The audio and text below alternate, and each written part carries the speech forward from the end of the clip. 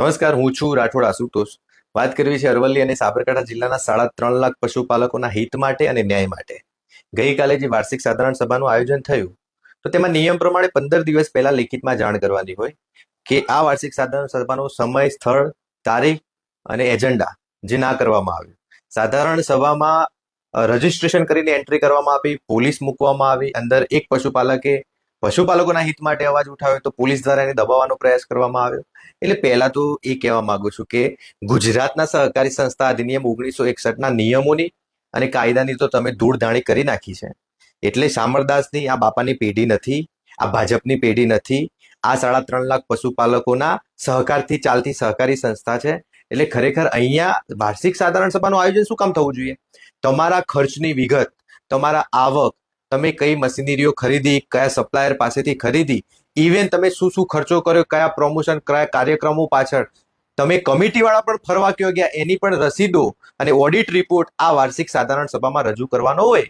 પણ નહીં, આ બધું ના કરવું પડે.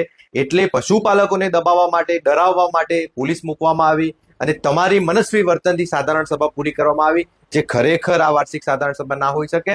ખરેખર દરેક પશુપાલકોને, ચેરમેન, સેક્રેટરીને હું કહેવા માંગુ છું કે ઠરાવ કરો, આ વાર્ષિક સાધારણ સભા અમાન્ય ગણો. કેમ કે વહીવટી અને ખર્ચ અને તેમની ગુણવત્તા, આવક, તમામ વસ્તુ વાર્ષિક સાધારણ સભામાં આવરી લેવાનું હોય છે, જે આવરી લેવામાં આવ્યું નથી. વાર્ષિક સાધારણ સભામાં આવક, ખર્ચ, તમામની વિગતો દર્શાવવાની હોય, ઓડિટ બેલેન્સ શીટ બતાવવાની હોય, ઓડિટ રિપોર્ટ જાહેર કરવાના હોય, મેનેજમેન્ટ ખર્ચ, વહીવટી ખર્ચ, વાહનો, સ્ટાફ પાછળ કેટલો ખર્ચ થયો, પ્રમોશનો, કાર્યક્રમો, પ્રવાસો પાછળ કેટલો ખર્ચ થયો, આ તમામ વિગતો અને છેલ્લા વર્ષનો અનબજેટેડ ખર્ચો, મેનેજમેન્ટ રિપોર્ટ અને કમિટીની કામગીરી, આ તમામ મુદ્દાઓ પર કેટલાય મુદ્દાઓ છે જેના પર ચર્ચા અને વિગતવાર લેખિતમાં દરેકને રિપોર્ટ આપવાનો હોય છે, જે ના થયું. એટલે ખરેખર, અને બીજું, આ જે પોતાના હક માટે આંદોલન થયું હતું ને એમાં અશોક ચૌધરી જે શહીદ થઈ ગયા છે, એ તો ચર્ચા જ ના થઈ.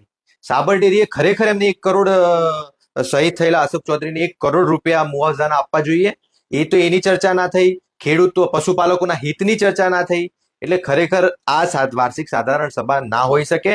આનો વિરોધ નોંધાવો, દરેક મંડળીવાળા ઠરાવ કરો.